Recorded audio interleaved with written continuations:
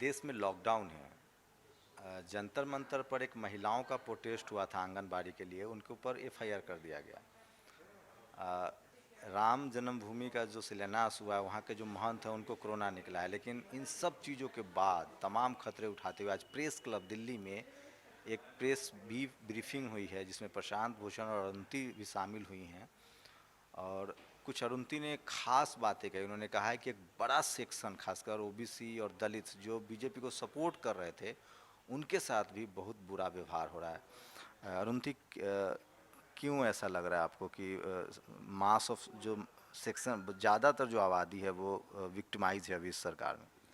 देखिए, जिस दिन भूमि पूजन हुआ था राम मंदिर में, उसी दिन या उसी के आसपास वाले दिन में नेशनल एजुकेशन पॉलिसी आया। जिसने भी वो पॉलिसी पढ़ा है उनको पता है कि उसमें रिजर्वेशन का नामो निशान नहीं है। बहुत से लोग हैं जो सोचते हैं कि रिजर्वेशन मतलब दलित भी है उसमें, जो सोचते हैं रिजर्वेशन ने इस कम्युनिटी को लिमिट किया है और नहीं होना चाहिए। लेकिन अगर नहीं होना चाहिए तो फिर उसके अच्छा कुछ होना चाहिए ना, उससे ज़्यादा कुछ होना चाहिए। ये नहीं है कि उसको निकाल देना चाहिए। जो अब तक इतने लोगों को एक मौका दिया है मेन स्ट्रीम में आने के लिए, वो ख़त्म कर रहे हैं। मतलब गरीबों को निकाला जा रहा है और एजुकेशन सिस्टम को ही वो खोखला बनाया जा रहा है। मतलब वो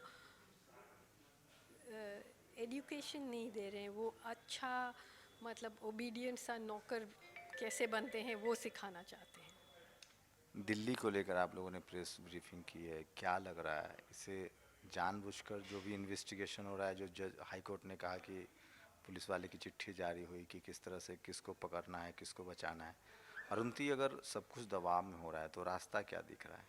देखिए, अभी मैं यही कह रही थी कि एक एक एक टाइम आ गया हमारे देश में जब एक घृणा भरा आइडियोलॉजी अभी ज़मीन पे उतर के पूरा पब्लिक पॉलिसी बन गया।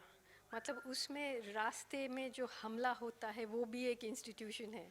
सारे इंस्टीट्यूशंस कॉम्प्रोमाइज़ हो गए, खासकर मीडिया। तो अब कोई भी ऑपोजिशन बर्दाश्त नहीं होगा।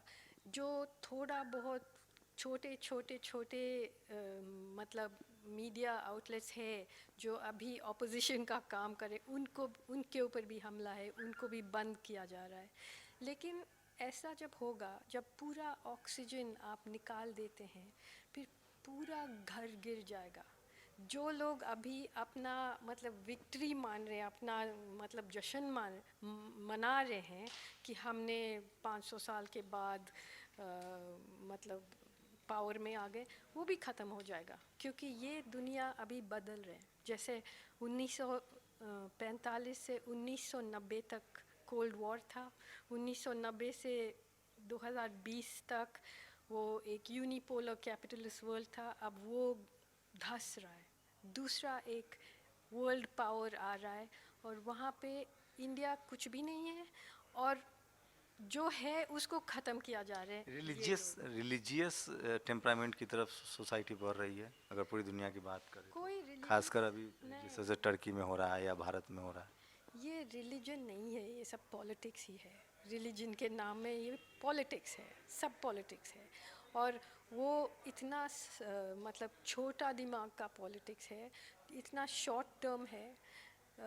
ये जैसे मैंने कहा, पूरा अपना ही घर को धंस रहे हैं।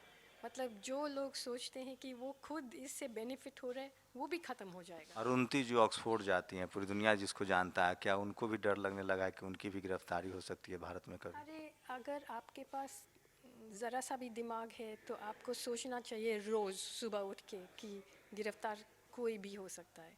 इससे कोई मतलब बच नहीं सकता इतना आराम से। तो और उनती को भी डर इतने लग रहा है? इतने सारे लोग जो इस प्लेटफॉर्म में बैठते थे मेरे साथ इतने सालों में, सब जेल में हैं।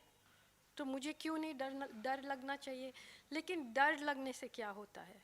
मतलब मैंने यही कहा ना कि हम जो कुछ भी है करते रहेंगे, ख़त्म होगा तो हम ख़त्म हो जाएंगे, लेकिन उनके साथ नहीं होंगे, कभी नहीं होंगे। विरोध करती रहेंगी जो गलत चीज़ें हो रही हैं। विरोध करते रहेंगे, लिखते रहेंगे, खुशी मनाएंगे, गाएंगे और इंटेलिजेंट बन के रहेंगे, बुद्धू नहीं बनेंगे हम। तो देखिए, आप अरुंधति जो कह रही हैं उसको समझ सकते हैं। जिस तरह से हैनी बाबू की गिरफ्तारी हुई है और अ, जो भी आवाज़ है, जो विरोध की आवाज़ है, चाहे उनके आइडियोलॉजी से इतर आप सोचते हो या अपने विचार पर सोचते हो, तो उनको कहीं ना कहीं डराया और धमकाया जा रहा है। शंभू कुमार सिंह, नेशनल दस्तक, दिल्ली। नेशनल दस्तक की आपसे गुजारिश है कि अगर इसको बचाना चाहते हैं तो नेशनल दस्तक को सब्सक्राइब करने के लिए रेड कलर के सब्सक्राइब बटन को दबाएं, फिर बेल आइकन की घंटी दबाएं। नेशनल दस्तक को बचाने के लिए बहुत जरूरी है कि हर खबर को शेयर करें, लाइक करें, कमेंट जरूर करें।